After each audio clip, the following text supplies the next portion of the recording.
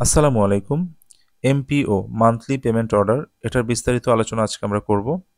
তো আলোচনায় যা থাকবে, প্রথমত এমপিও আবেদন কখন করতে হয় এটার একটা বিস্তারিত আলোচনা থাকবে। পাশাপাশি এমপিও আবেদন করতে যে সকল ডকুমেন্টস লাগে সেটারও বিস্তারিত আলোচনা আজকে থাকবে। তাই সম্পূর্ণ ভিডিওটি দেখবেন। এমপিও আবেদন কখন করতে হয়? স্কুল বা কলেজের ক্ষেত্রে বছরের বিজোড় মাসগুলোকে এমপিও মাস বলা হয়, কেননা এ মাসগুলোতে এমপিও অ্যাকসেপ্ট করা হয়। এখন আমাদের জানা দরকার যে বিজোড় মাস কোনগুলো। দেখুন, বছরের প্রথম মাস যেমন জানুয়ারি, তৃতীয় মাস হচ্ছে মার্চ, পঞ্চম মাস হচ্ছে মে, এভাবে জুলাই, সেপ্টেম্বর, নভেম্বর এগুলো হচ্ছে বিজোড় মাস। এমপিওর জন্য অর্থাৎ আবেদনের জন্য যে মাস সেটা হচ্ছে জোড় মাস, এবং এই জোড় মাসগুলোতেই কিন্তু আপনি এমপিওর জন্য আবেদন করতে পারবেন। এখন দেখা যাক জোড় মাস কোনগুলো। যেমন ডিসেম্বর, ফেব্রুয়ারি, এপ্রিল, জুন, আগস্ট, অক্টোবর এগুলো জোড় মাস। তবে মাদ্রাসার ক্ষেত্রে প্রতিটি মাসই কিন্তু এমপিও মাস, অর্থাৎ আপনি মাদ্রাসার ক্ষেত্রে যে কোনো মাসে আপনি আবেদন করতে পারবেন। এরপরে যে ডকুমেন্টসগুলো লাগবে এমপিওর জন্য, দেখুন, প্রথমত ফরওয়ার্ডিং। প্রতিষ্ঠান আপনাকে একটি ফরওয়ার্ডিং দিবে যে আপনি এমপিওর জন্য মানে এমপিওভুক্ত হতে চান এবং কততম গ্রেডে হবেন এগুলো সেখানে লেখা থাকবে। প্রতিষ্ঠান প্রধান এবং গভর্নিং বডি মিলিয়ে কিন্তু আপনাকে এটা দিবে। এমপিও ভুক্তির আবেদন ফর্ম এটা আপনি অনলাইনে পাবেন, এটা ডাউনলোড করে নেবেন এবং সেটা ফিল আপ করে নেবেন।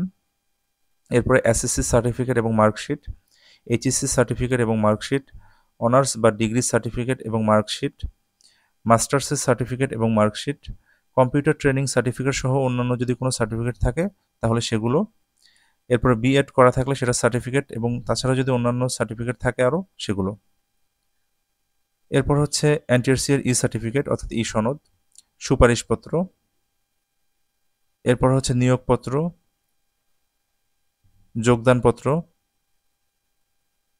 ব্যাংক প্রত্যয়ন ও টাকা জমা রসিদ। আপনি যে অ্যাকাউন্ট খুলেছেন সেই ব্যাংক থেকে একটা প্রত্যয়নপত্র এবং যে টাকা জমা দিয়েছেন সেটার রসিদ, এবং বর্তমানে অধ্যয়নরত বিষয়ভিত্তিক শিক্ষার্থীর সংখ্যা, কোন বিষয়ে কতজন করে শিক্ষার্থী রয়েছে সেটার সংখ্যা। লাইব্রেরির মালামাল প্রত্যয়ন আর কি, কী কী মালামাল রয়েছে লাইব্রেরিতে সেগুলোর বিন্যাস। ল্যাবরেটরি মালামাল প্রত্যয়ন ও পরিদর্শনের প্রত্যয়নপত্র এগুলো লাগবে।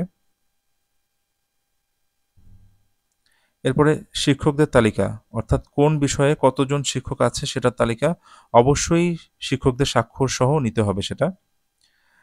রিজাইন বা মৃত্যুর সার্টিফিকেট, আপনার নতুন নিয়োগ হলে আপনার আগে যদি ওই পদে কেউ ছিল যিনি মারা গিয়েছেন অথবা রিজাইন দিয়েছেন সেটার প্রত্যয়নপত্র লাগবে। এরপরে ব্যাংক নন ট্রায়াল সার্টিফিকেট, অর্থাৎ আপনার নিয়োগের আগে যদি কেউ সেই পদে থেকে থাকে যিনি মারা গিয়েছেন, সেক্ষেত্রে শেষ কবে তিনি ব্যাংক থেকে টাকা উত্তোলন করেছিলেন সেটার প্রত্যয়নপত্র লাগবে। তো এটাকে আমরা বলবো ব্যাংক নন ট্রায়াল সার্টিফিকেট। এরপর হচ্ছে সর্বশেষ প্রতিষ্ঠান, দ্যাট মিনস স্কুল, কলেজ বা মাদ্রাসার স্বীকৃতি। প্রতিষ্ঠান সর্বশেষ যে স্বীকৃতি পেয়েছে অথবা অনুমতি রয়েছে সেই স্বীকৃতিপত্র, এগুলো আপনি আপনার প্রতিষ্ঠানের কথা বললেই পাবেন। গভর্নিং বডি অনুমোদন, বোর্ড প্রতিষ্ঠানে যে গভর্নিং বডি গঠন করেছে অথবা ম্যানেজিং কমিটি গঠন করেছে সেটার অনুমোদনপত্র, এগুলো প্রতিষ্ঠানে সবকিছু আপনি যোগদান করলে অর্থাৎ যোগাযোগ করলে পাবেন। প্রতিষ্ঠানের অবস্থান সনদপত্র, অর্থাৎ প্রতিষ্ঠানটি কোথায় অবস্থান করছে সেটার একটা চেয়ারম্যান কর্তৃক একটি প্রত্যয়নপত্র লাগবে। এরপর হচ্ছে রেজুলেশন, 3টি রেজুলেশন একসাথে আপনাকে পিডিএফ করে আপলোড দিতে হবে। সেই 3টা কোনটা কোনটা? নিয়োগপত্র যে একদম প্রথমে চেয়ে আপনি যে একটা আবেদন করেছিলেন সেটার প্রেক্ষিতে কিন্তু প্রতিষ্ঠান প্রধান একটি কমিটি ডেকেছিল সেটা সিদ্ধান্ত গ্রহণ করার জন্য, সেটা একটা রেজুলেশন। যোগদানপত্র জমা দেওয়ার পর সেটা অনুমোদনের জন্য প্রতিষ্ঠান প্রধান কিন্তু আরেকটি কমিটি ডেকেছিলেন অনুমোদনের জন্য, সেটাও একটা রেজুলেশন। এবং প্রতিষ্ঠান কর্তৃপক্ষ শূন্য পদের চাহিদা দেওয়ার জন্য আরও একটি কমিটি রেখেছিল একদম প্রথমেই, সেটা রেজলিউশন। এই 3টা রেজলিউশন একসাথে পিডিএফ করে কিন্তু আপনাকে আপলোড দিতে হবে, এটা অলরেডি আমি আগে বলেছি। এরপর হচ্ছে সংবাদপত্রের নিয়োগ বিজ্ঞপ্তি, সর্বশেষ 6ষ্ঠ গণবিজ্ঞপ্তি অর্থাৎ পেপার কাটিংটা, সেটার পিডিএফ হলে চলবে। প্রতিষ্ঠানের প্রথম এমপিও, প্রতিষ্ঠানের শেষ এমপিও,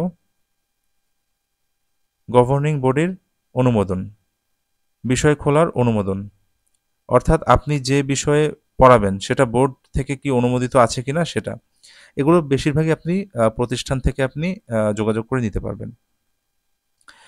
এরপর হচ্ছে বর্তমান অধ্যয়নরত শ্রেণীওয়ারি শিক্ষার্থীর সংখ্যা ছক আকারে এটা দিতে হবে। ডিজি অফিস আদেশ কপি এটা কি? প্রতিষ্ঠান যাদেরকে ডিজি অফিসের মাধ্যমে নিয়োগ দিয়েছে তাদের জন্য প্রযোজ্য। এনটিআরসিএ থেকে নিয়োগ হলে সেটা লাগবে না। জাতীয় পরিচয়পত্র ও নীতিমালা অনুযায়ী বৃদ্ধিপ্রাপ্ত পদে নিয়োগ প্রদান, এগুলো সব সঠিকভাবে সংগ্রহ করতে হবে। এরপর সবগুলো আলাদাভাবে স্ক্যান করে নিবেন, এরপর আপলোড দেওয়ার জন্য। তো সবাইকে অসংখ্য ধন্যবাদ সাথে থাকার জন্য।